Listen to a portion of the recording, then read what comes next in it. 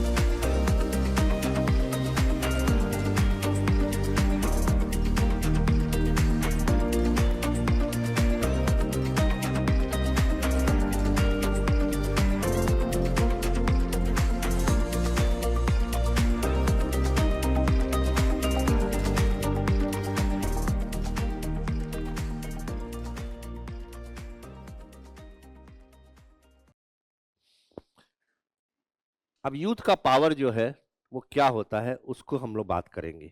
Nation building में और driving progress में, देश के उत्थान में और देश के निर्माण में यूथ का क्या रोल है, इस बारे में। तो एम्पायर से ये विवेकानंद जी ने कहा था कि स्वामी विवेकानंद भारत के युवाओं को गौरवशाली अतीत और उज्जवल भविष्य की मजबूत कड़ी के रूप में देखते थे। तो उन्होंने कहा कि उन्होंने भारत की युवा शक्ति, ऊर्जा और नवाचार, नवाचार माने इनोवेशन की भावना को भारत की उपलब्धि के लिए उल्लेखनीय परिवर्तनों के चालक के रूप में देखा। तो उन्होंने कहा कि हमारा जो डेमोग्राफिक डिविडेंड है, देश के अंदर जो कुछ होने जा रहा है वो युवाओं से होगा। तो युवा के अंदर क्रिएटिविटी होती है, इनोवेशन होती है, फॉरवर्ड लुकिंग होता है और उसके अंदर शक्ति होती है, ऊर्जा होती है, जो कि वृद्ध लोगों में नहीं होती है। तो उन्होंने कहा कि हमारे देश को अगर कोई बदलेगा तो वो युवा बदलेगा। तो वैश्विक स्तर पर सबसे अधिक आबादी वाला देश भारत है, 2023 में चीन से भी आगे निकल गया है। राष्ट्रीय युवा नीति 2014 के मुताबिक 15 से 29 वर्ष की आयु के व्यक्तियों को युवा माना जाता है। 15 से 29 वर्ष। युवा जनसंख्या 420 मिलियन कुल जनसंख्या की 29% है इस समय, जो 15 से 29 वर्ष की युवा जनसंख्या।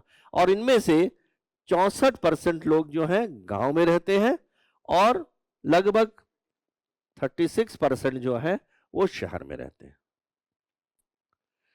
तो युवा न केवल जनसंख्या संरचना में बल्कि सामाजिक संरचना में भी सबसे अधिक ऊर्जावान और क्षमतावान मानव संसाधन है।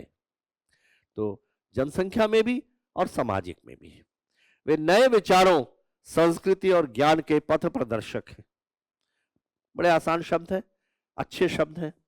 वे सामाजिक संस्थाओं के सामने आने वाली समस्याओं का समावेशी और नवोन्मेषी, सृजनात्मक और न्याय संगत समाधान कर सकते हैं। इसीलिए कई बार कहा जाता है ना कि पॉलिटिशियन के लिए भी एक रिटायरमेंट एज होनी चाहिए, पॉलिटिशियन के लिए भी एक मिनिमम एजुकेशनल क्वालिफिकेशन होनी चाहिए, क्योंकि युवा वर्ग जो है वो धीरे धीरे पॉलिटिक्स में आगे आना चाहिए, कुछ नया सोच सकता है। वृद्ध होने के बाद सोचने की क्षमता कम हो पाती है और नवाचार, नई चीजें सोचने के बारे में ऊर्जा है, शक्ति है, ये सब चीजें जो है इसमें है। किसी देश और उसके संस्थागत विकास क्षमता, विशेष तौर पर विकासशील देशों में जैसे भारत है, उनका आकार, ताकत और उसकी युवा आबादी की भावना से निर्धारित होती है। तो किसी देश के बारे में अगर कुछ देखना है तो देखिए उसका आकार क्या है, ताकत क्या है और कितने लोग उसमें युवा हैं। इसको डेमोग्राफिक डिविडेंड हम कहते हैं। हम लोग का देश बड़ा युवा देश माना जाता है, चीन एक बड़ा वृद्ध देश माना जाता है। तो युवा की ताकत है, लेकिन साथ में ये भी है कि युवाओं की ताकत किस काम की अगर उनको जॉब ना मिले। तो इसीलिए युवाओं के लिए जॉब मिलना भी उतना ही आवश्यक है। तभी बार बार केंद्र सरकार कोशिश कर रही है कि जॉब जितने ज़्यादा सृजन किए जा सके, क्योंकि अदरवाइज युवा जो है अगर वो डायरेक्शन उसको नहीं दिखाएंगे तो वो मिस डायरेक्ट हो जाता है। तभी तो कई लोग ड्रग्स में चले जाते हैं और दूसरी चीज़ों में चले जाते हैं। तो उसको चैनलाइज करना बहुत ज़रूरी होता है। तो देखिए युवा भागीदारी के पीछे ऐतिहासिक महत्व क्या है। ब्रिटिश शासन के विरुद्ध भारत में विभिन्न आंदोलनों का नेतृत्व करने वाले यंग लोग थे। आज के समय में उनको हम वृद्ध कह सकते हैं, लेकिन उस समय तो यंग थे सारे के सारे। रानी लक्ष्मीबाई, लाला लाजपत राय, बिपिन चंद्र पाल। लाल बाल पाल किसको कहते हैं? लाल बाल पाल, लाला लाजपत राय, बाल गंगाधर तिलक और बिपिन चंद्र पाल। तो इसीलिए उनको लाल बाल पाल कहा जाता है। तो ये तीन जो थे, सरदार भगत सिंह है ना, तो ये सब यंग थे। लक्ष्मीबाई, तिलक, भगत सिंह, जवाहरलाल नेहरू, सुभाष चंद्र बोस, तर्क संगत और स्वतंत्र सोच को बढ़ावा देने वाले यंग डेरोजियो जैसे विभिन्न सामाजिक, सांस्कृतिक, धार्मिक और तकनीकी आंदोलन का नेतृत्व किया। कोई डेरोजियो नाम का आदमी था तो जिसने जो है स्वतंत्र और तर्क संगत विभिन्न क्षेत्रों में उन्होंने नेतृत्व किया। तो समाज और राष्ट्र के निर्माण में युवा क्यों महत्वपूर्ण है?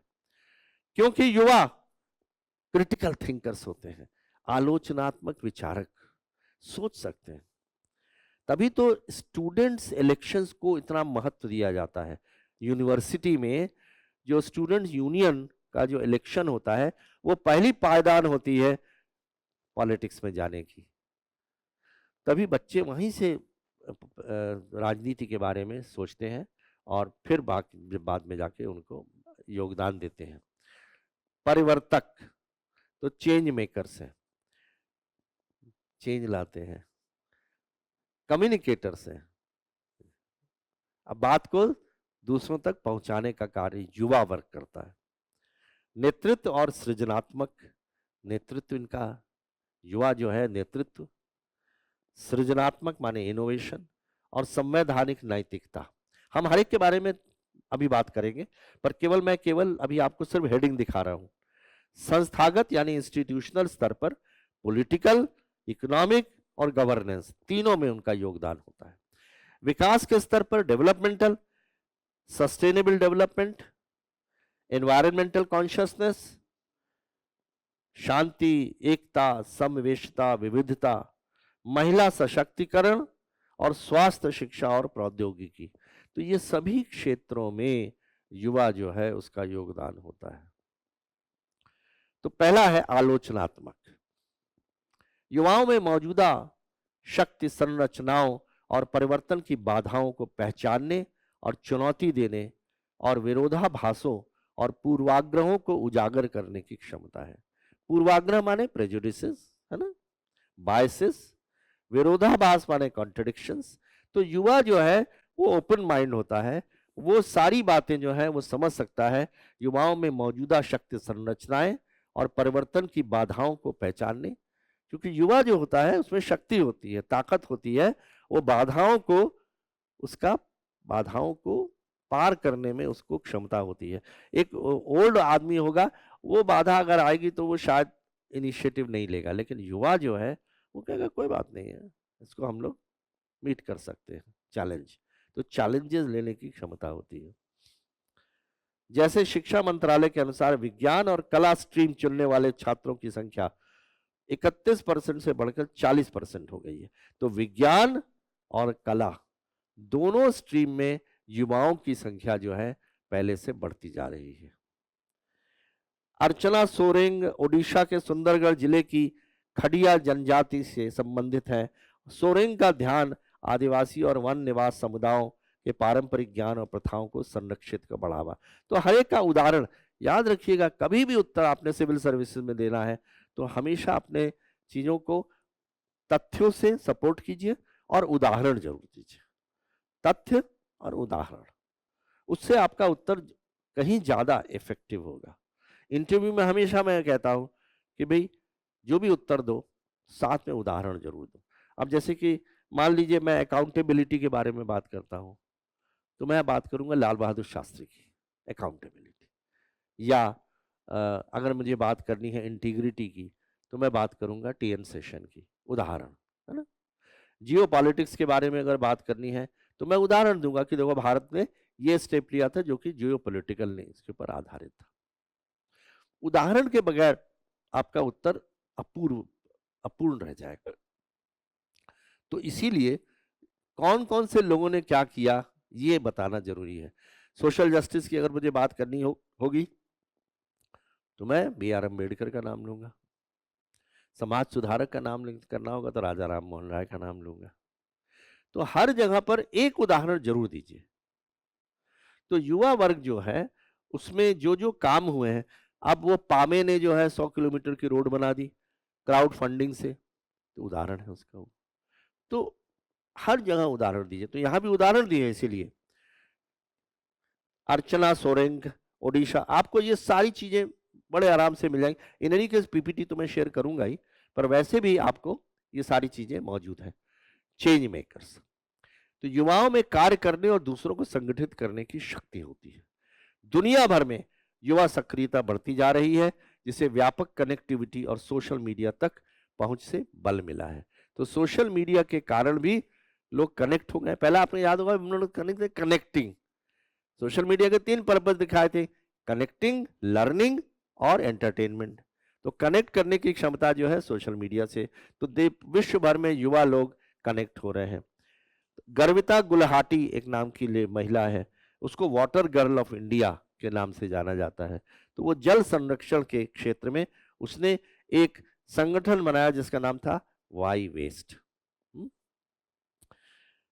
कम्युनिकेशन में युवा लोग स्थानीय स्तर के साथ साथ विभिन्न देशों और क्षेत्रों में अपने साथियों और समुदायों तक एजेंडा संप्रेषित करने में भागीदार हो सकते हैं, क्योंकि एनर्जी है, ऊर्जा है, सोशल मीडिया का प्रयोग वो जानते हैं, तो वो दूसरे लोगों तक अपनी बात पहुंचाने में सहायक सिद्ध हो जाते हैं। अरुणाचलम मुरुगनाथन पैडमैन कम लागत वाले सैनिटरी पैड का आविष्कारक है और उसने सब जगह जगह पर इस बात में फैलाया। तो कम्युनिकेशन में भी उसका योगदान है, युवाओं का चेंज मेकर, परिवर्तन लाने का काम युवाओं में है। फिर लीडरशिप, तो युवाओं को जब उनके अधिकारों के ज्ञान के साथ साथ सशक्त बनाया जाता है, तो उनको नेतृत्व कौशल विकसित करने के लिए समर्थन दिया जाता है, तो वो बदलाव ला सकते हैं। जैसे Kashvi Jindal invest the change की संस्थापक है, जो एक सामाजिक उद्यम है जो ग्रामीण और वंचित पृष्ठभूमि के लोगों को वित्तीय साक्षरता हासिल करने और विभिन्न सरकारी योजनाओं का लाभ उठाने में मदद करता है। वित्तीय साक्षरता क्या हुआ? फाइनेंशियल इंक्लूजन या लिटरेसी आप कह सकते हैं, फाइनेंशियल लिटरेसी। तो लोगों को गांव के इलाकों को डेबिट कार्ड क्या होता है, क्रेडिट कार्ड क्या होता है ना, जनधन योजना क्या है, बैंक अकाउंट क्या है, तो ये उसमें उसने लीडरशिप का काम किया और लोगों को बताया। संवैधानिक नैतिकता, युवा हमारे संविधान के आदर्शों पर ध्यान केंद्रित हुए भारतीय समाज को एक संवैधानिक मूल्य में बदलने का एजेंट हो सकते हैं। जैसे वैज्ञानिक स्वभाव वाले, माने साइंटिफिक टेम्पर। साइंटिफिक टेम्पर कहां लिखा हुआ है? कॉन्स्टिट्यूशन में,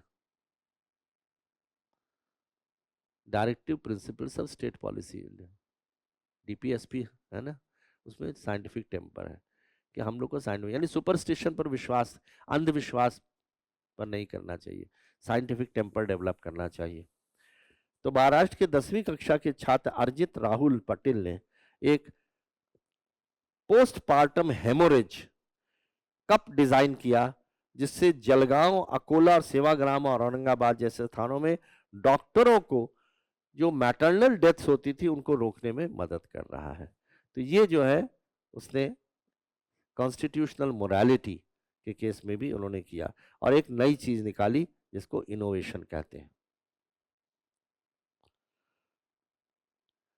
पॉलिटिकल, लोकतांत्रिक प्रणाली में शामिल होना, वोट देने का अधिकार का प्रयोग युवाओं को नीतियों को आकार देने और ऐसे नेताओं को चुनने में भूमिका निभाने का अधिकार देता है जो देश को आगे बढ़ा जाता है। अब देखिए 2024 में 18, 19 और 20 से 29 आयु वर्ग के 2 करोड़ से अधिक मतदाताओं को मतदाता सूची में जोड़ा गया है।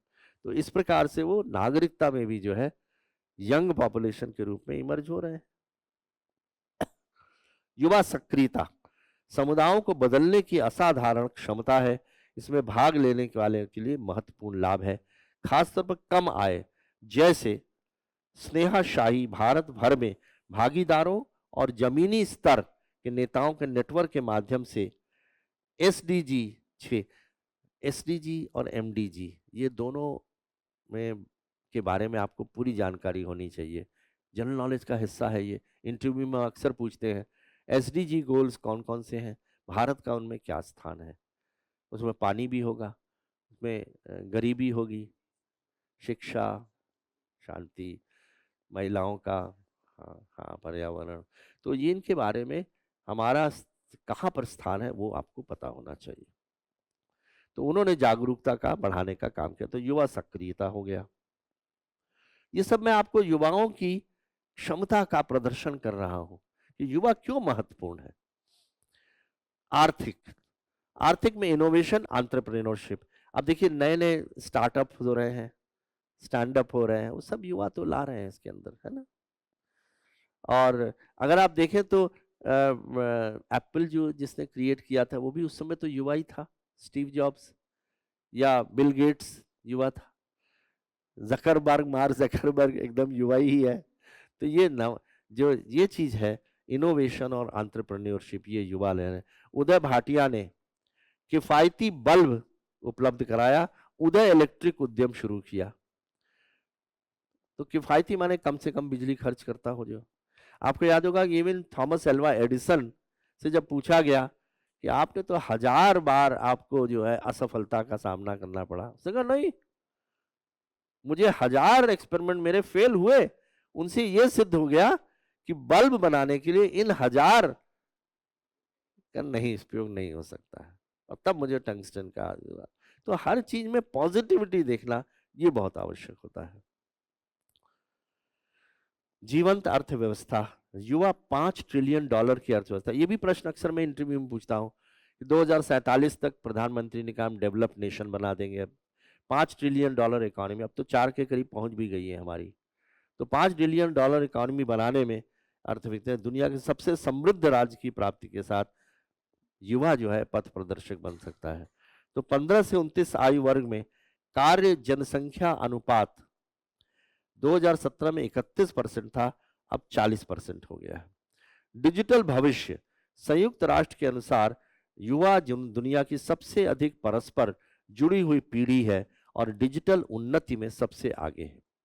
आज 15 से 24 वर्ष की आयु के 75% लोग इंटरनेट के उपयोग करता है और डिजिटल मूल निवासियों की एक पीढ़ी बनाता है। तो ये आजकल के समय में कि इंटरनेट का भी ज़्यादा से ज़्यादा इस्तेमाल करने के लिए युवा जो हैं वो इस्तेमाल सबसे ज़्यादा कर रहे हैं, और यही कारण है कि सोशल मीडिया भी जो है उसका भी उपयोग जो है युवाओं के कारण हो रहा है।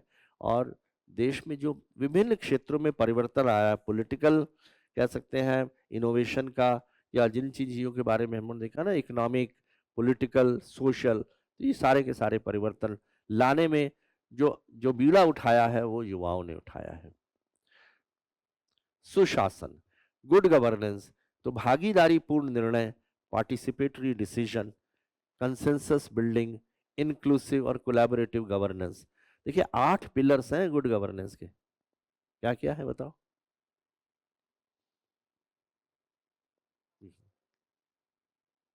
और मैंने कई बार आपसे कहा है, अपने उत्तरों के अंदर जब आप लिखेंगे ना, तो इन गुड गवर्नेंस के सिद्धांतों को जरूर लिखिएगा, क्योंकि कोई ना कोई रेलिवेंट हो जाता है। नहीं, ये मतलब ये भी अच्छा है, स्लोगन अच्छा है, लेकिन 8 पिलर्स कौन से हैं गुड गवर्नेंस के? Accountability, transparency, responsiveness, efficiency and effectiveness, rule of law, inclusivity,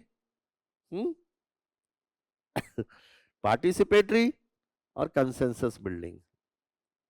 तो गुड गवर्नेंस को भी बढ़ाने में युवा का बहुत बड़ा योगदान है। इंक्लूसिविटी, इंक्लूसिविटी माने सबको साथ, सबका विकास, है ना।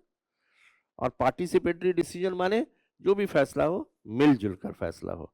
और पार्टिसिपेटरी में 3 लोगों का मिलन होना जरूरी है। वो 3 लोग कौन है? एक तो है सरकार, गवर्नमेंट, दूसरी क्या है? हाँ, सिविल सोसाइटी, तीसरा जो है सिटीजन यानी स्टेक होल्डर। तो इन तीनों, फार्म लॉस क्यों सक्सेस नहीं हो पाया? क्योंकि पार्टिसिपेटरी और कंसेंसस बिल्डिंग नहीं हुई थी। गवर्नमेंट का काम था कि सिविल सोसाइटी और स्टेक होल्डर्स को साथ बैठकर उनको पहले पूरी तरह कन्विंस करते कि हाँ फार्म लॉज आपके फायदे के लिए है। वो शायद हो नहीं पाया, और यही कारण है कि वो है। हाँ बिल्कुल है। हाँ बिल्कुल, बिल्कुल बिल्कुल सही है।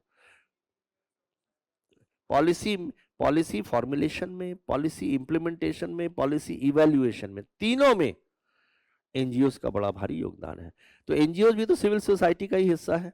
तो सिविल सोसाइटी में एनजीओज आ जाएंगे, प्रेशर ग्रुप्स आ जाएंगे, इंटरेस्ट ग्रुप्स आ जाएंगे, एडवोकेसी कोलिशंस आ जाएगा, मीडिया आ जाएगा।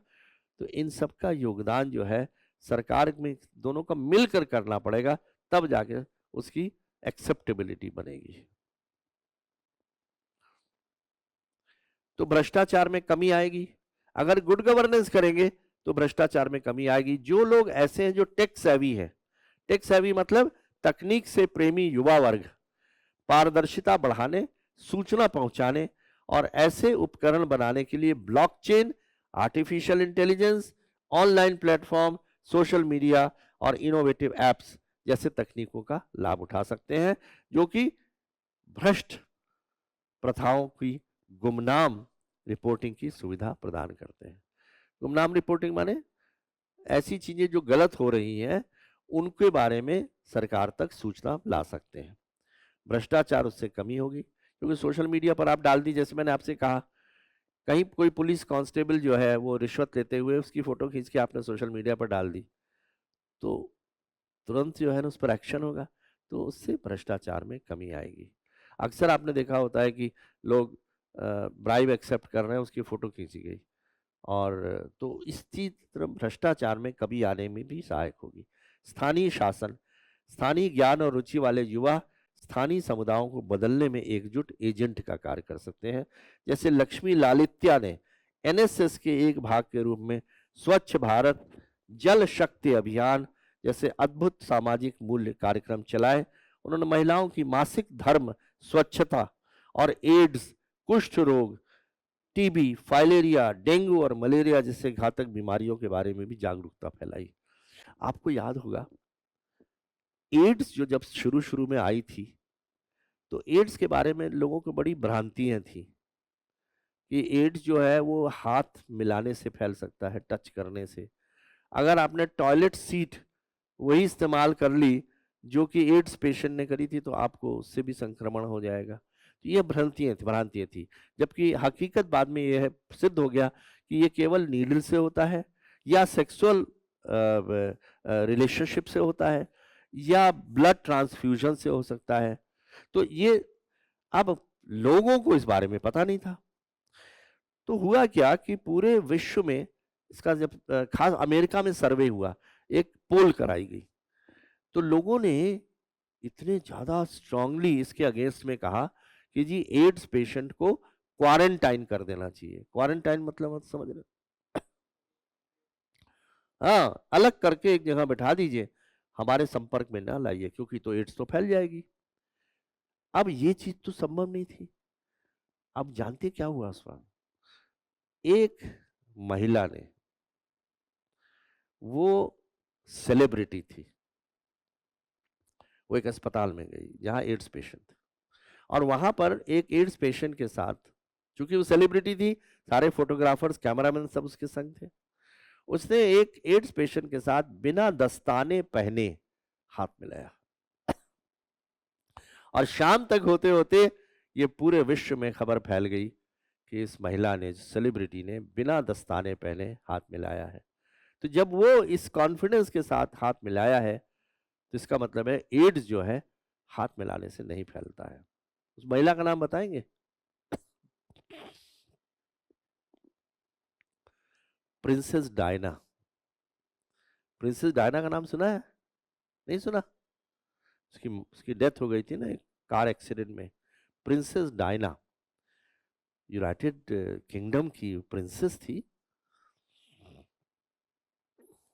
तो वो यूथ थी, और यूथ के रूप में प्रिंसेस डायना ने एड्स के बारे में अवेयरनेस फैलाई थी। ग्रेटा थुनबर्ग एनवायरनमेंट के बारे में उसने फैलाई थी। तो ऐसी बहुत महिलाएं हैं, ऐसे बहुत युवा वर्ग हैं जिन्होंने तरह तरह की चीजें, लोगों के मन में भ्रांतियां दूर करी, अभियान चलाए, लीडरशिप का कार्य किया। तो इसीलिए युवा का बहुत बड़ा योगदान है।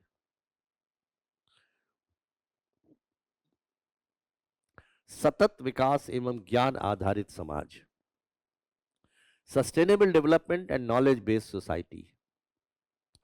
भारत श्रेष्ठ भारत की भावना के साथ ज्ञान आधारित समाज के विकास में अद्वितीय एवं महत्वपूर्ण भूमिका निभाएंगे। तो श्रेष्ठ भारत बनाने में युवा का, लेकिन फिर मैं एक बात कहता हूं, वही बात कि डेमोग्राफिक डिविडेंड हमारा बहुत पावरफुल है, लेकिन युवाओं को रोजगार देना भी उतना ही आवश्यक है, अपॉर्चुनिटी देना, तभी वो अपना जो पोटेंशियल है उनका निकल के आएगा। अगर अपॉर्चुनिटी नहीं दोगे तो वो फिर गलत तरफ जो है चल पड़ेगा। उपासना ने 16 साल की उम्र में गो पढ़ाई शुरू की थी, जिसका उद्देश्य वंचित स्कूलों की गुणवत्तापूर्ण शिक्षा बनाए रखने के लिए संसाधन मुहैया कराना था। पर्यावरण चेतना, संधारणीय प्रथाओं को अपनाने और पर्यावरण संरक्षण को बढ़ावा देने से जलवायु परिवर्तन से निपटने और भविष्य की पीढ़ियों में भारत की समृद्ध प्राकृतिक विरासत को संरक्षित करने की मदद मिल सकती है। तो एनवायरनमेंट की कॉन्शियसनेस बढ़ाने में ग्रेटा थुनबर्ग का मैंने आपको उदाहरण दिया, और बहुत उदाहरण है, लड़के और लड़कियां, बच्चियों ने। अब आप देखिए ना, महिलाओं में एजुकेशन फैलाने और बच्चों के राइट्स के बारे में लोगों को बताने के लिए 2 व्यक्तियों को एक साथ नोबेल प्राइज मिला था। कौन थे वो? महिलाओं के लिए एजुकेशन आवश्यक है, उसके लिए एक महिला को दिया गया था, है? हाँ।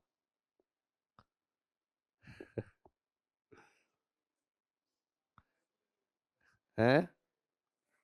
हाँ, वो बस में बैठी थी, टीचर थी, बच्चों को, तो वो बच्चों, महिलाओं के लिए एजुकेशन की पक्षधर थी। टेररिस्ट आए और उन्होंने कहा कि नाम लेके इसका पुकारा, कौन है आप में से?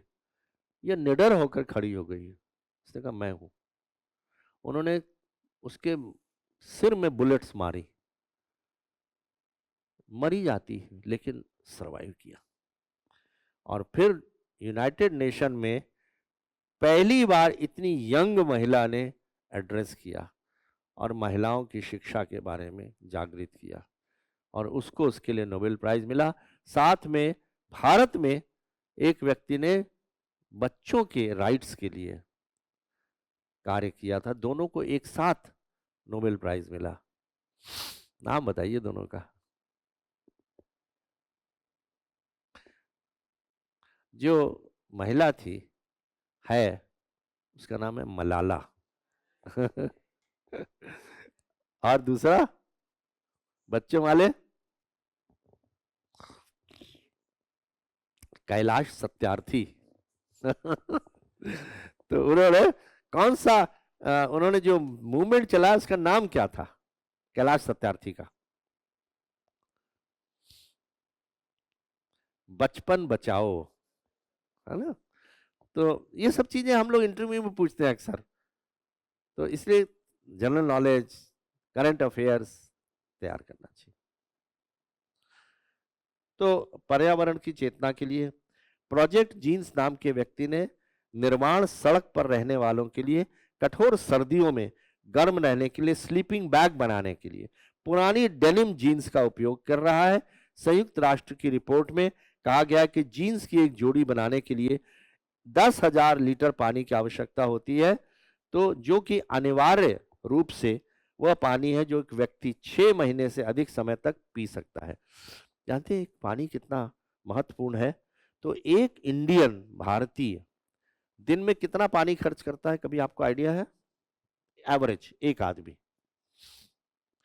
लगभग 90 लीटर पानी खर्च करता है, नहाने के लिए, कपड़े धोने के लिए, बर्तन धोने के लिए, गार्डनिंग में, कार धोने के लिए, इन सभी चीज़ों में मिलाकर। तो इसमें और पीने के लिए, तो जो पीने के लिए पानी लगभग आदमी जो है दिन में कितना लीटर पीता होगा?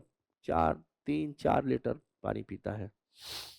तो ये आप सोचिए कि एक जीन्स को बनाने के लिए 10,000 लीटर पानी की जरूरत पड़ती है। तो अगर इसीलिए 5 आवर्स का नाम लिया गया है। वो 5 आवर्स क्या है? एनवायरनमेंट के लिए कहा गया है कि किसी चीज को वेस्ट मत कीजिए। 5 आवर्स किसको कहा जाता है? अच्छा अभी खोल के बताओ मुझे, अभी देख के बताओ। 5 आवर्स, एनवायरनमेंट सस्टेनेबिलिटी में 5 आवर्स क्या है?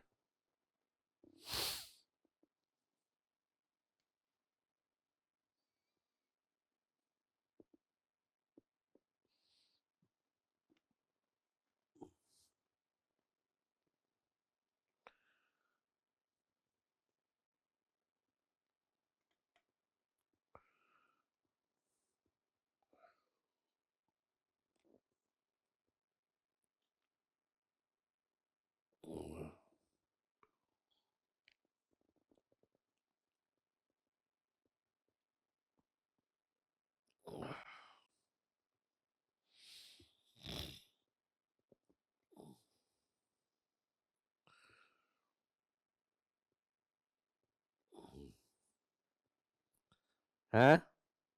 क्या निकला?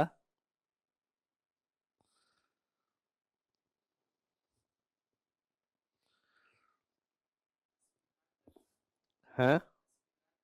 हाँ, हाँ, हाँ, हाँ। तो रिड्यूस, रीयूज, रिसाइकिल और 5 आर हैं, रिड्यूस, रिफ्यूज। तो ये जो है ना 5 आर्स हमको एनवायरनमेंट सस्टेनेबल करने के लिए आवश्यक है। कि हम अगर ऐसे लोगों को जानते क्या कहते हैं, जो कम से कम खर्चे में, कम से कम कपड़ों में, कम से कम उसमें काम चलाते हैं, भौतिक चीजों की कम से कम इस्तेमाल करके, उनको मिनिमलिस्ट कहते हैं। मिनिमम माने कम से कम, मिनिमलिस्ट कहते हैं। जो कि 2 कपड़ों में काम चलाते हैं, एक कुर्सी और एक मेज, बिस्तर भी नहीं, जमीन पर सोते हैं। तो ऐसे लोग कहते हैं कि जीवन के अंदर इतना सब कुछ तामझाम रखने की जरूरत क्या है, कम से कम चीजों का इस्तेमाल करो। तो ये जो है तभी हम एनवायरनमेंट सस्टेन रख पाएंगे।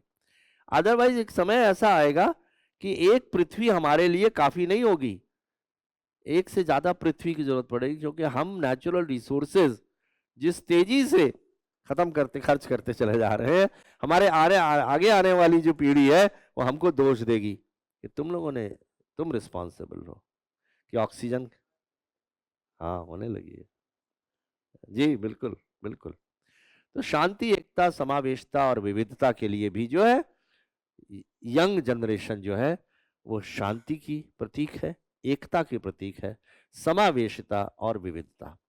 जोन्हा ने अंतर धार्मिक और अंतर सांस्कृतिक संवाद को प्रोत्साहित करने के लिए नाइजीरिया में टॉलरेंस एकेडमी, एक शांति स्थापना बूट शिविर बनाया। महिला सशक्तिकरण, भारत की प्रगति के लिए लैंगिक समानता और महिला सशक्तिकरण को बढ़ावा देने के लिए भूख से राहत और शिक्षा पर काम करने के लिए आद्विक ने छलांग फाउंडेशन की स्थापना करी। हर जगह पर मैं उदाहरण दे रहा हूं, तो ये उदाहरण आपको हमेशा इस्तेमाल करने चाहिए कि किस प्रकार से जो है लोगों ने आगे बढ़कर आकर कार्य किया है। छलांग फाउंडेशन।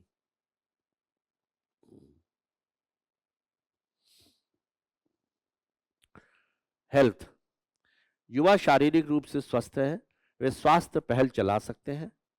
तो दिवा उत्कर्षा ने कर्नाटक में उन वंचित बच्चों का मतलब डिप्राइव्ड चिल्ड्रेन, जिनको बच्चों के पास कुछ नहीं है, जो टाइप 1 मधुमेह के साथ जी रहे हैं, टाइप 1 डायबिटीज के साथ जी रहे हैं, उनके लिए प्रोजेक्ट सूर्या शुरू किया। आपको याद होगा एक यंग कलेक्टर डीएम, उन्होंने देखा कि उनके जो जिले में बहुत से बच्चे ऐसे हैं जो उन्होंने अनाथालय में रखे हुए थे, और इतनी गर्मी पड़ रही थी कि उसमें वो बच्चे जिंदा नहीं रहते, अगर इतनी भयंकर गर्मी थी। तो उस कलेक्टर ने अपने सभी सरकारी एयर कंडीशनर्स को उतरवा दिया और वो सारे के सारे जो हैं अनाथालय में लगवा दिया कि बच्चे जो हैं वो जिंदा रह सकें। तो ये यंग था, यंग कलेक्टर की उम्र क्या होती है, 25 से 30 साल की होती है।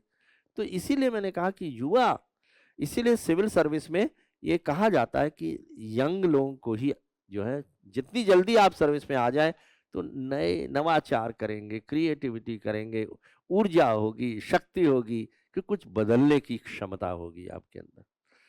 तो ये यूथ का महत्व है हमारे यहाँ।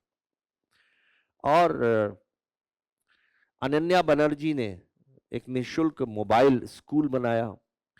प्रौद्योगिकी में जैन समदानी ने 15 साल की उम्र में एक्सो हील विकसित किया, जैसे चिकित्सीय दस्ताना जो एक अंग में मांसपेशियों की गति की नकल करता है और लकवाग्रस्त अंग को ठीक करने में सहायक होता है। तो उसको हिलाता है और स्ट्रोक जैसी किफायती मरीजों में किफायती और प्रभावी पुनर्वास कर सकता है। तो प्रौद्योगिकी में भी कार्य किया युवा लोगों ने। तो युवा भागीदारी को प्रभावित करने वाले कारक, पहला है समाजीकरण। युवाओं के कार्यों को उनके बिहेवियर और एटीट्यूड से देखा जाता है। बेशक बिहेवियर और एटीट्यूड युवाओं के समाजीकरण और सामाजिक संपर्क के परिणाम से आकार लेते हैं। तो सोशलाइजेशन जो है, तभी कहा जाता है कि सोशल मीडिया को कम करके सोशलाइजेशन की ओर बढ़ावा देना चाहिए, मिलना जुलना चाहिए आपस में। सोशल मीडिया अकेलापन पैदा करता है, उसका अपना महत्व है।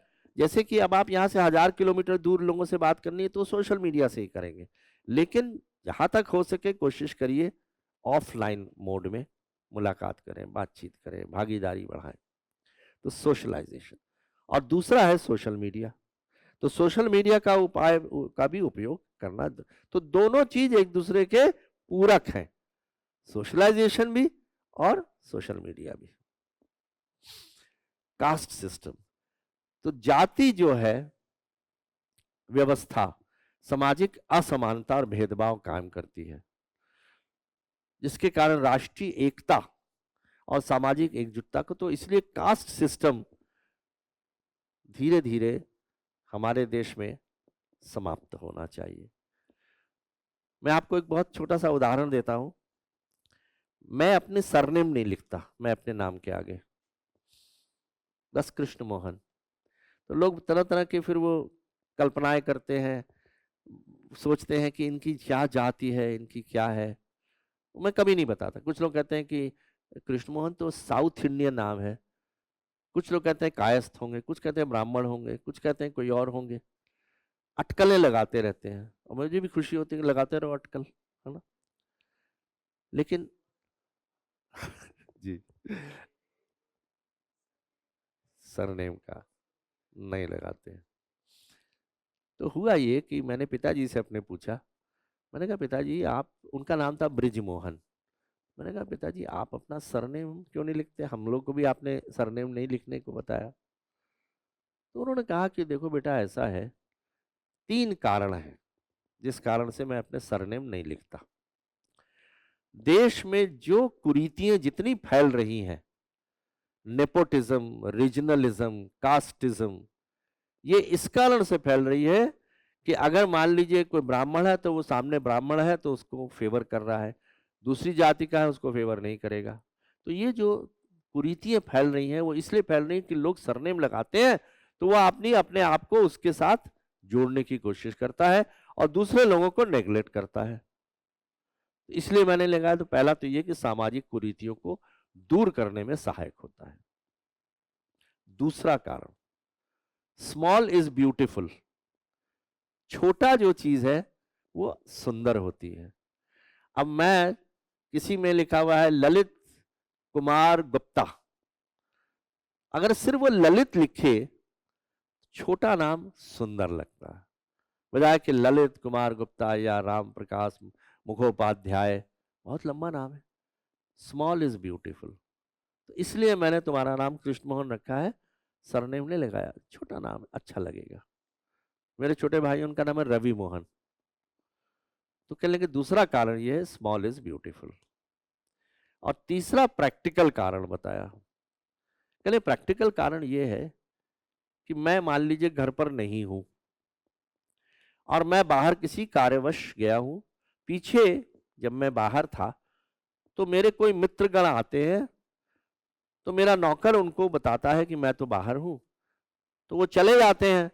और जब मैं बाहर वापस आता हूं तो मैं अपने नौकर से पूछता हूं कि मेरे अनुपस्थिति में कोई आए थे मिलने, तो वो कहेगा मिश्रा जी आए थे। अब मैं 5 या 6 मिश्रा जी को जानता हूं, कौन से मिश्रा जी आए थे मुझे तो नहीं समझ में आएगा। लेकिन अगर मान लो सरनेम नहीं लिखते वो और सिर्फ इतना लिखते कि कमल किशोर, तो कमल किशोर नाम वाले तो एक ही व्यक्ति हो सकते हैं, तो मुझे पता लग जाएगा कि कौन आए थे।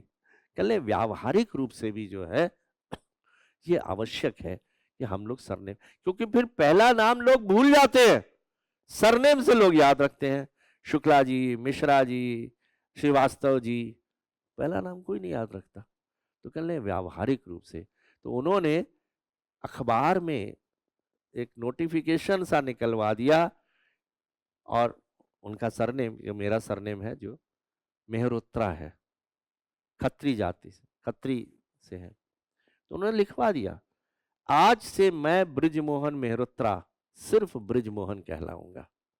तो ये जो कास्टिज्म है इसको दूर करने में भी युवाओं का बड़ा योगदान हो सकता है, क्योंकि युवा जो है वो नवाचार, वो नई चीजों की तरफ प्रेरित होता है, पुराने रूढ़िवादी चीजों को भूलकर। कास्टिज्म रूढ़िवादी चीज है, पुरानी चीज है। सिस्टम बना हुआ है कि भाई 4 तरह के लोग होंगे, ब्राह्मण होंगे, क्षत्रिय होंगे, शूद्र होंगे, वैश्य होंगे, सरनेम बनेंगे, ये फला कास्ट का है।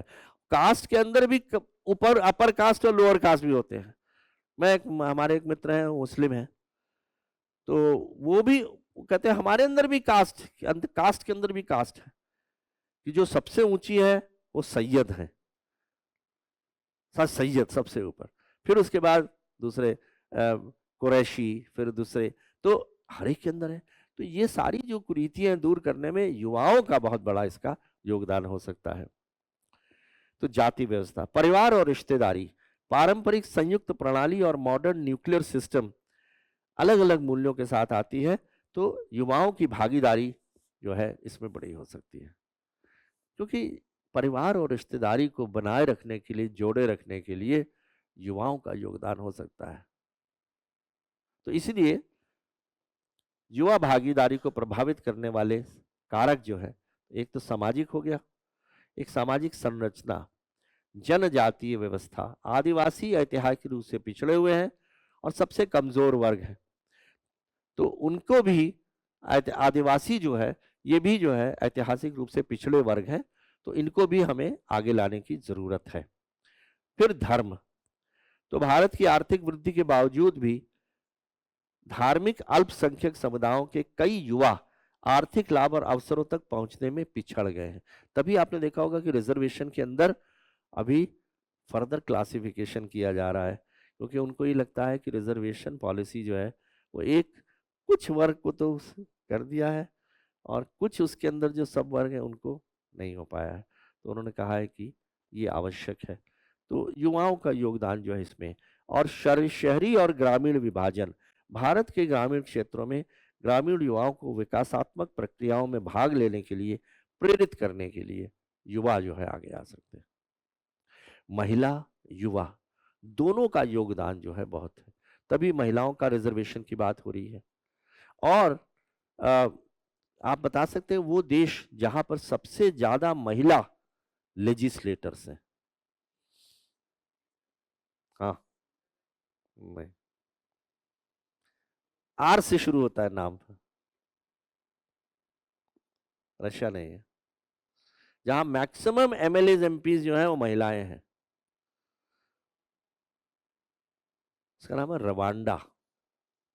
रवांडा में मैक्सिमम है अफ्रीका कंट्री। तो युवा और महिला ये बहुत इंपॉर्टेंट स्टेक होल्डर है हमारे समाज में, जो कि परिवर्तन ला सकता है।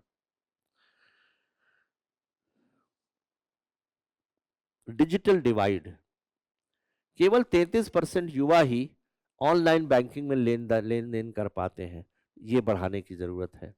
लैंगिक असमानता, समाज में गहराई से अंतर्निहित पितृसत्तात्मक यानी पेट्रियार्कल सोसाइटी ने भारत को यूएनडीपी लैंगिक असमानता सूचकांक में 193 में से 108 नंबर पर ले आए हैं।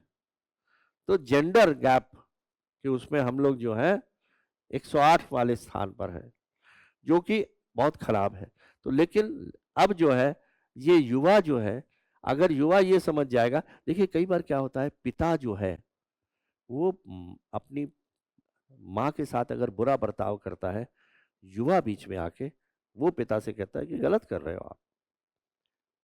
तो युवा का बड़ा भारी योगदान है इस समय। मुझे मालूम है कई कई परिवारों में पिता ने अगर बर्ताव माँ के साथ बुरा किया है, तो बीच में उसका बेटा आ गया है, उसने कहा नहीं आप ऐसा नहीं कर सकते। तो लैंगिक असमानता को, इन सभी चीजों में युवा जो है वो फॉरवर्ड लुकिंग है। मैं आपको असंख्य उदाहरण दे सकता हूं जहां युवा जो है वो समाज के भीतर पल रही कुरीतियों, रूढ़िवादी विचारों को, गलत प्रथाओं को दूर करने के लिए सहायता कर सकता है। तो इसीलिए विवेकानंद ने युवा को जो है, पीढ़ी को इतना ज्यादा महत्व दिया है उसने, और बस चैनलाइज करना जरूरी होता है। इसी प्रकार से शिक्षा की ड्रॉप आउट दर अभी भी माध्यमिक स्तर पर 12% की सबसे अधिक है, और उसके बाद 6 से 8 में 1.5% है। तो इसीलिए एजुकेशन जो है उसका बड़ा महत्व है युवा के ऊपर। अगर युवा एजुकेटेड हो जाएगा तो जाहिर है कि फिर वो बड़ा होकर हर चीज में उसका योगदान होगा। अगर एजुकेशन नहीं होगी तो वो आगे बढ़कर इनिशिएटिव नहीं ले पाएगा। तो एजुकेशन का भी एक बहुत बड़ा महत्व है। हम लोग यहाँ डिस्कस कर रहे हैं युवा भागीदारी को प्रभावित करने वाले ऐसे कारक। अवसरों की उपलब्धता, अवसरों से इनकार और औपचारिक आर्थिक क्षेत्र में गैर भागीदारी से युवाओं में आलस्य और बहिष्कार की भावना आती है। तो अगर अवसरों, तभी मैंने कहा ना एम्प्लॉयमेंट मिलना बहुत जरूरी है। अगर एम्प्लॉयमेंट नहीं मिलेगा तो फिर आदमी जो है आलस्य और बहिष्कार आएगा, जिससे युवाओं में, हाशिए पर रहने वाले युवाओं के जीवन पर लोग टेररिज्म में चले जाते हैं, लोग ड्रग्स में चले जाते हैं। तो इसीलिए औप- अवसरों की उनको मिलना चाहिए और औपचारिक आर्थिक क्षेत्र में भागीदारी जरूरी है। श्रम एवं रोजगार, लंबे समय तक बेरोजगारी के कारण भी जो है युवाओं को संरचनात्मक बाधाएं आती हैं, तो इसलिए इनको ये अवसर मिलने चाहिए।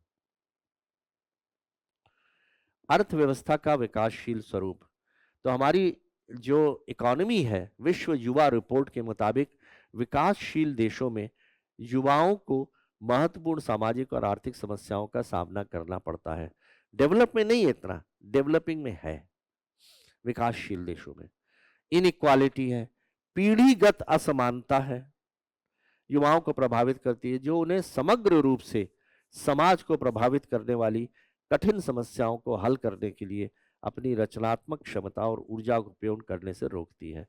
तो इसलिए अर्थव्यवस्था की का जो विकासशील स्वरूप है, डेवलपिंग नेचर है, उसके कारण भी युवाओं को वो अवसर नहीं मिल पाता है, और असमानता के कारण जो है पीढ़ीगत। अब जैसे मैं जैसे कई बार कहता हूं कि हमें पॉलिटिशियन की रिटायरमेंट एज होनी चाहिए, मिनिमम एजुकेशनल क्वालिफिकेशन होने चाहिए, क्योंकि दूसरों को भी तो रास्ता दिखाइए। आपका आपने अपना समय व्यतीत कर लिया, आप 60 साल के हो गए, अब आप दूसरी तरफ बढ़ जाइए, अब आप युवाओं को आगे आने दीजिए। तो ये जो अर्थव्यवस्था का विकासशील स्वरूप है, ये भी प्रभावित करता है। ज्योग्राफिकल, दिल्ली में रहने वाले उत्तर पूर्व के लोगों को अक्सर नस्लीय भेदभाव का, तो उत्तर के जो नॉर्थ ईस्ट के लोग हैं उनको दिल्ली में गलत उससे देखा जाता है, भेदभाव होता है, नौकरी या सुरक्षित आवास पाने में कठिनाइयों का सामना करना पड़ता है। राजनीति में, लोकसभा में युवा लोगों को कम जो है प्रतिनिधित्व दिया जाता है, 25 से 40। एक महत्वपूर्ण गिरावट आ रही है क्योंकि युवा प्रतिनिधित्व सूचकांक 156 से घटकर 41 रह गया है। स्पेन में अध्ययन यह किया गया तो वहां पर पाया गया कि युवा पारंपरिक राजनीति से काफी अलग है। तो इनको राजनीति में लाना अत्यंत आवश्यक है युवा को। तो ये हम एक तरह से कंस्ट्रेंट जो है ना, जो रुकावटें आ रही हैं युवाओं को लाने की, उनका जिक्र कर रहे हैं। फिर भौगोलिक, भौतिकवादी संस्कृति और उपभोक्तावाद, मटेरियलिज्म और liking for school and school performance बीच एक मामूली नकारात्मक संबंध है। इसका मतलब क्या समझ रहे हैं?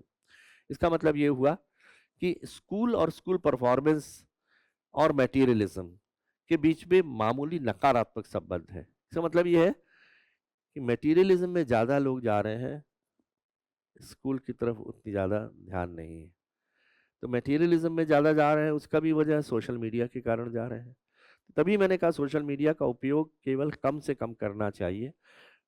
स्कूल और स्कूल परफॉर्मेंस से एजुकेशन जो मिलेगी, उसके कारण जो उनका भविष्य जो है वो सही होगा और देश का भविष्य भी उसी से सुधरेगा। और वैयक्तिकरण, तो युवाओं को एक अलग जीवन जीने और आत्म पहचान बनाने में अब परेशानी होने लगी है। तो ये जो कल्चरल इश्यूज हैं, ये भी जो है युवाओं के योगदान को असर डालते हैं। आतंकवाद आप जानते हैं, नक्सलवाद, वामपंथी, ड्रग अब्यूज, सब आप परिचित ही है। अब गवर्नमेंट ने जो जो कुछ स्टेप्स लिए हैं वो देख लीजिए।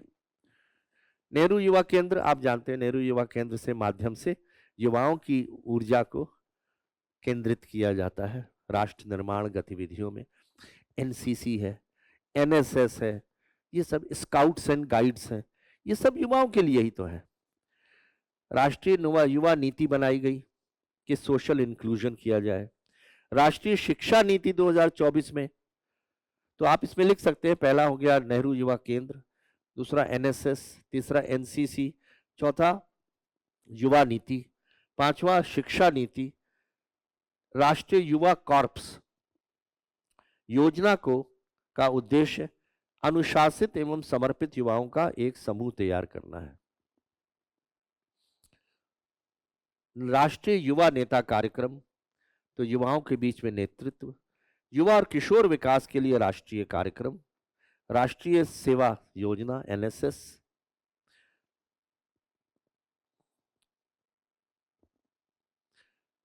उद्यमिता और कौशल विकास कार्यक्रम, तो इसमें अप्रेंटिसशिप जानते हैं क्या होती है?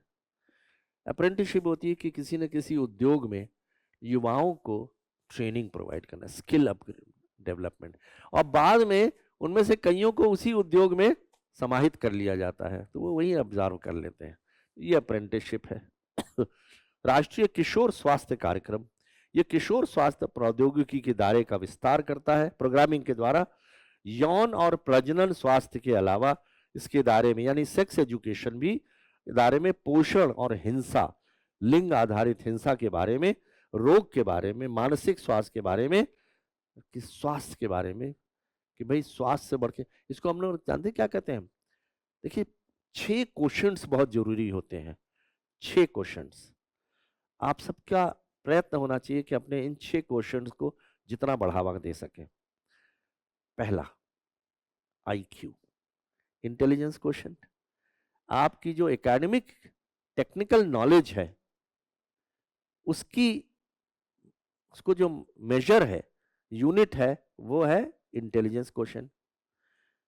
एल्बर्ट आइंस्टाइन का इंटेलिजेंस क्वेश्चन 165 था, जो कि सबसे टॉप पे था। तो पहली है इंटेलिजेंस क्वेश्चन। आपको जो नौकरी दिलाता है वो इंटेलिजेंस क्वेश्चन दिलाता है।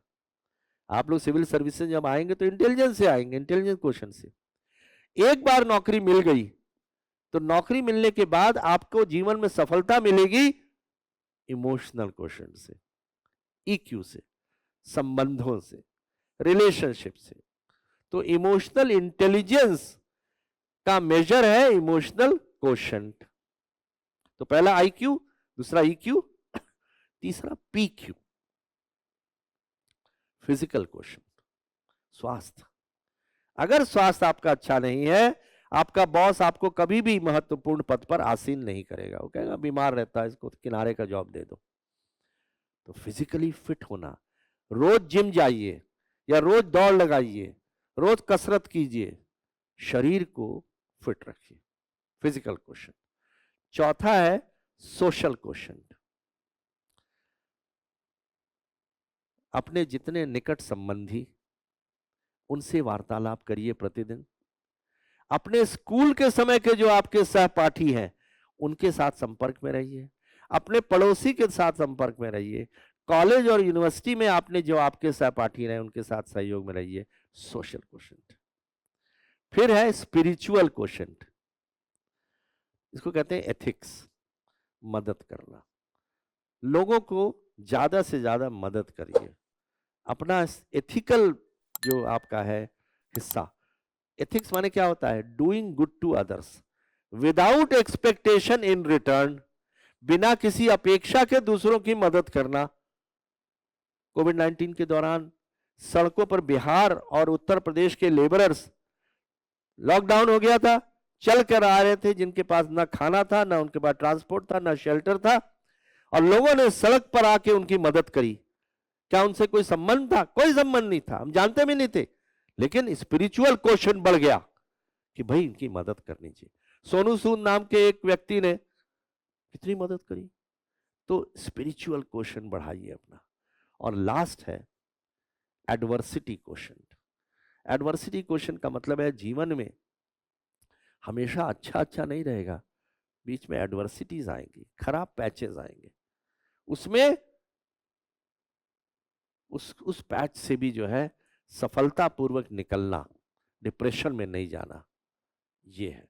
गिरना फिर खड़े हो जाना, ये एडवर्सिटी क्वेश्चन।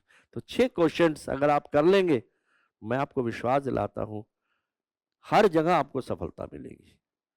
तो अभी से ये सोच के चलिए आप कि अपना इन क्वेश्चंस को बढ़ाते रहिए।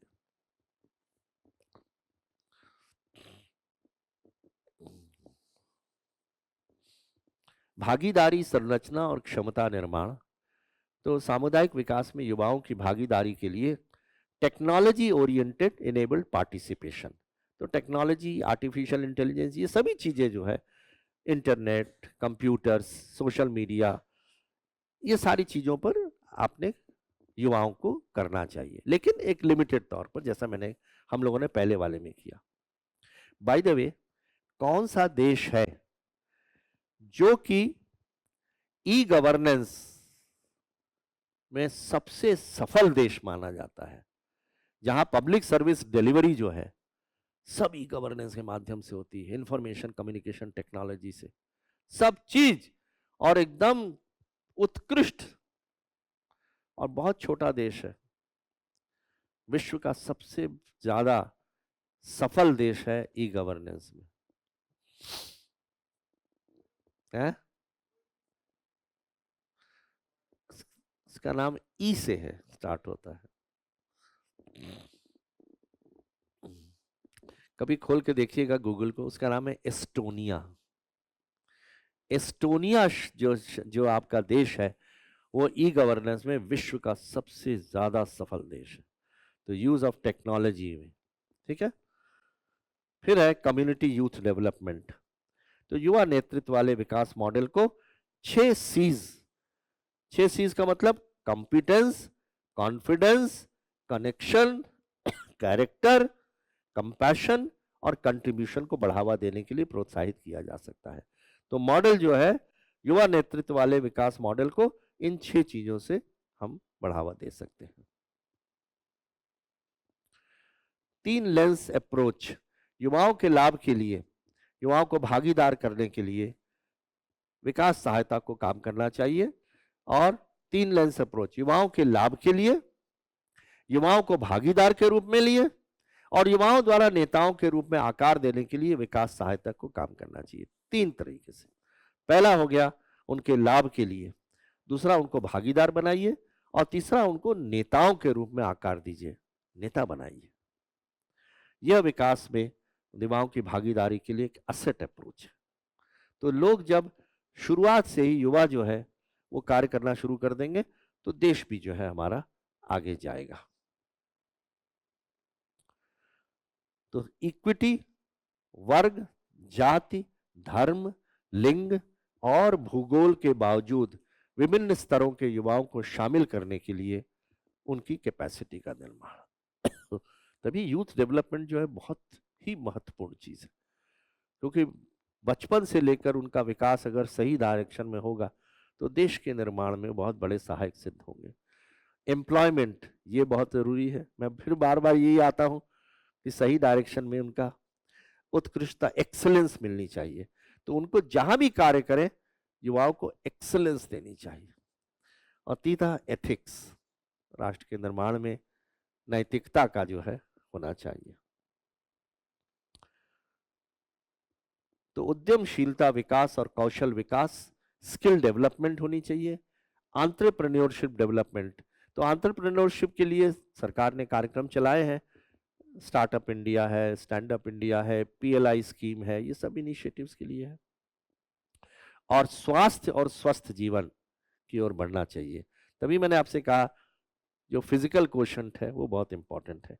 खेलों को बढ़ावा देना चाहिए, स्पोर्ट्स को। क्या वजह है कि छोटे छोटे प्रांत हमारे देश के, वहां से खेल निकल कर अब आ रहे हैं, बड़े बड़े प्रांत नहीं कर पा रहे हैं। गुजरात और महाराष्ट्र कुछ नहीं कर पा रहे हैं, लेकिन हरियाणा और नॉर्थ ईस्ट वो जो है खेलों में बहुत आगे, खासतौर पर महिलाओं के खेलों में। तो खेल संस्कृति को बढ़ावा देना, सामाजिक मूल्यों को बढ़ावा देना, सोशल वैल्यूज को बढ़ावा देना। तो देश के सद्भाव के लिए गैर सरकारी संगठनों को प्रोत्साहित करना। सरकार सारे कार्य थोड़ी कर सकती है, सिविल सोसाइटी का भी तो कार्य है। तो इसलिए युवाओं के एंगेजमेंट के लिए एनजीओस को सहायता देना, कम्युनिटी एंगेजमेंट, राजनीति में भागीदारी, समावेशन, इंक्लूशन, माने सभी जात के लोगों को आगे बढ़ाना, केवल एक जाति नहीं, और उसमें महिला भी हो, उसमें शेड्यूल कास्ट भी हो, शेड्यूल ट्राइब भी हो। रतन टाटा ने कहा था ना एक बार, बहुत ही सुंदर शब्द कहे उन्होंने, if you want to move fast go alone, if you want to move fast go alone, but if you want to move far take everyone along. अगर तेज चलना है तो ठीक है, आप अकेले चलिए तो आप तेज चल निकलेंगे, लेकिन अगर आपने दूर तक जाना है तो सबको साथ लेकर जाना बहुत जरूरी है। और सामाजिक न्याय, अन्यायपूर्ण सामाजिक प्रथाओं को समाप्त करना। तो ये हमारा यूथ का कार्यक्रम था। तो आज हम लोगों ने दो चीजों पर चर्चा करी, एक सोशल मीडिया पर और एक यूथ के ऊपर। तो ये आपका सहायक सिद्ध होंगे आपके जनरल नॉलेज पेपर में भी, इंटरव्यू के लिए भी, एसे पेपर के लिए भी। तो हम लोग इसी प्रकार से कुछ ना कुछ विषय लेकर अब बहुत शीघ्र ही हम लोग बात करेंगे कि इंटरव्यू के अंदर जो करंट अफेयर्स के क्वेश्चंस पूछे जाते हैं उनके बारे में, आजकल के समय में क्या महत्वपूर्ण है, ट्रंप का आगमन हो गया, या आपका रशिया यूक्रेन वॉर का कब समाप्ति होगी, या इजराइल हमास के बारे में अब सुन रहे हैं कि शायद समाप्त हो जाएगा, और सिक्योरिटी काउंसिल में इंडिया का इंक्लूजन होना चाहिए, डेवलप नेशन का स्टेटस। तो करंट अफेयर्स हो गया, या दूसरे विषय जैसे कि हॉबीज हो गई। तो जो सिविल सर्विसेज में हॉबीज वगैरह का भी काफ़ी महत्व है, सब्जेक्ट का भी महत्व है, ऑप्शनल का भी महत्व है, जिस जगह को आप रहने वाले हैं उस जगह के बारे में। तो विभिन्न जो करंट अफेयर्स के सब्जेक्ट हैं उनके बारे में हम लोग समय समय पर करते हैं। आज हमने सोशल मीडिया और यूथ के बारे में चर्चा करी, तो हम बहुत शीघ्र ही दूसरे विषय पर भी चर्चा करेंगे। कोई प्रश्न हो तो बताइए।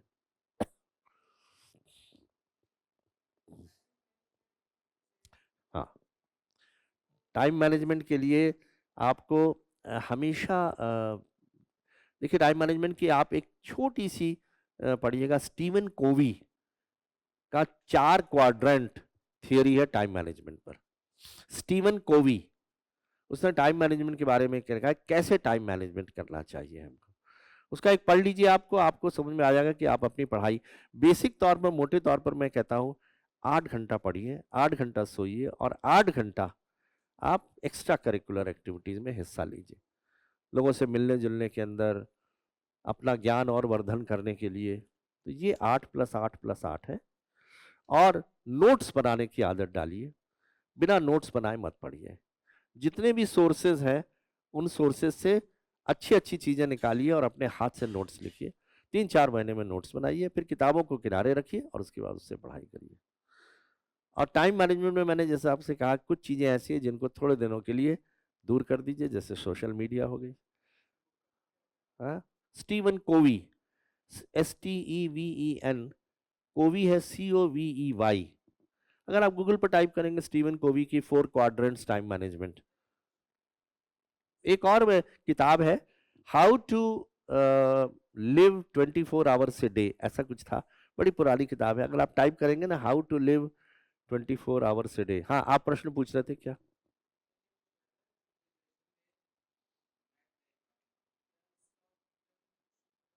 किस बारे में? हाँ हाँ हाँ हाँ हाँ, बिल्कुल बिल्कुल। लेकिन बहुत कठिन शब्द नहीं पूछेंगे, कठिन नहीं। वहां पर जो मेंबर्स होते हैं वो कोई बहुत ज्यादा नॉलेज उनकी, फिजिक्स है, केमिस्ट्री है, मैथमेटिक्स है, साइकोलॉजी है, सोशियोलॉजी है, पब एड है, जो भी आपके सब्जेक्ट रहे हैं उसके बारे में प्रश्न पूछते हैं। लेकिन बहुत ज्यादा कठिन शब्द नहीं पूछते। ज्यादातर जो होता है आपके प्लेस के बारे में, state, district, hobbies, optional, current affairs, इनके ग्रेजुएशन के सब्जेक्ट के बारे में थोड़ा बहुत पूछते हैं, बहुत ज्यादा नहीं, लेकिन तैयारी करनी होती है। तो आपका कौन सा सब्जेक्ट था? तो मैं एक छोटी सी किताब आपको बताऊंगा। आप लोग को मैं दो जरूर ऐसे रेफरेंस दूंगा जिनको आप पढ़िए। उसमें आपको जो रोजमर्रा के ऐसे सवाल हैं जिनके प्रश्न पूछे जा सकते हैं, तो उसका नाम है Hindus book on scientific facts. Hindu अखबार जो है ना, Hindus book on scientific facts, इसके 3 वॉल्यूम्स हैं। तो सारा पढ़ने की जरूरत नहीं है, जो आपके सब्जेक्ट हैं ग्रेजुएशन के उनके हार्डली 15-20 पेज का होगा, फिजिक्स थोड़ा सा होगा, मैथमेटिक्स, उनमें प्रश्न दिए हैं और उनके उत्तर दिए हैं, वो पढ़ लीजिए। हाँ, भूल जाते हैं ना। तो ये किताब आपको उसमें रेडीमेड सॉल्यूशन आपको मिलेगा। फिर एक किताब है 70 policies that shaped India, 70 policies that shaped India. इसमें आपको पता चलेगा कि 1947 से लेकर आप तक जितनी महत्वपूर्ण पॉलिसी निर्धारित सरकार ने बनाई है वो क्या क्या है, उनके बारे में एक एक पैराग्राफ है, बहुत अच्छी आपको मिलेगी। ये भी, ये किताब नहीं है, ये इंटरनेट पर फ्री डाउनलोड है, ठीक है। हाँ हाँ, लिखने से, केवल लिखने से, और कोई उपाय नहीं है। मतलब आप एक काम कीजिए, पहले तो जितनी भी आपके सोर्सेज हैं, पुस्तकें हैं, चाहे आपके विजन आईएएस का मटेरियल है, इंटरनेट पर मटेरियल है, हर चीज के लिए एक एक रजिस्टर बना लीजिए, या अगर मोटा रजिस्टर है उसके कई हिस्सों में विभक्त कर लीजिए। एक विमेन एम्पावरमेंट हो गया, एक एग्रीकल्चर हो गया, एक इंडस्ट्री हो गया। तो उसमें जितने नोट्स हैं, तो जितना भी कोर्स है आपका, कोर्स देखकर उसके नोट्स जो हैं बनाइए, सभी पुस्तकों को मिला के। किसी में आपको अकाउंटेबिलिटी का मिल रहा है, तो किसी में ट्रांसपेरेंसी का अच्छा मिल रहा है, किसी में कुछ मिल रहा है, तो उनसे लेकर नोट्स बनाइए, पहला। फिर पीवाई क्यूज, सारे पीवाई क्यूज के उत्तर बनाइए, लिखिए, और फिर मॉडल क्वेश्चन जो किताबों के अंत में दिए हुए हैं उनके वो, क्योंकि वो भी लिखिए। अब रटने की बात है, कभी भी रटना मुंह से नहीं रट सकते आप, लिख कर ही लिख सकते हैं। तो आपने एक प्रश्न लिखा, उसका उत्तर लिखा, हो सकता है पूरा ना लिख पाए, लेकिन फिर लिखिए, फिर लिखिए।